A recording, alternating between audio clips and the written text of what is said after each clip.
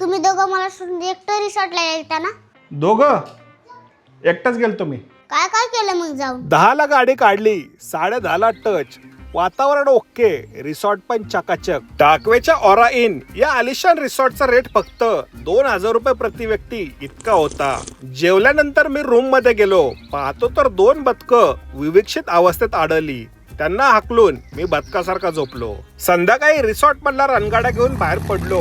तो श्वान म्हटलं, निस्ता आपला फरा फरा आणि टारा टारा. बसायला अवकाश असल्यानं भजी खाल्ली. मग रात्र झाल्यावर सिंहाच्या साक्षीनं झोक्यावर जाऊन बसलो. सिंहाच्या पाठीवर मी तंदूर भाजतोय हे पाहून 2 बिबट्यांनी 911ला फोन लावला. रिसॉर्ट पाण्याच्या कडेला असल्यानं अर्थात बदामाचे काजू झाले.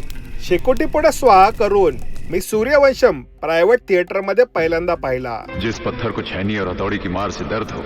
सकाळी 6चा गजर लावून सकाळी बरोबर 10 वाजता उठलो. कष्ट टाळू स्वभाव आणि आराम यामुळे संपूर्ण शरीर थकल्यानं फुकट मसाज घेतला. त्यानंतर नाश्ता करून हे सगळे फोटो बारक्याला दाखवले. तो म्हटला, एकटा गेलता ना? फोटो कोणी काढला?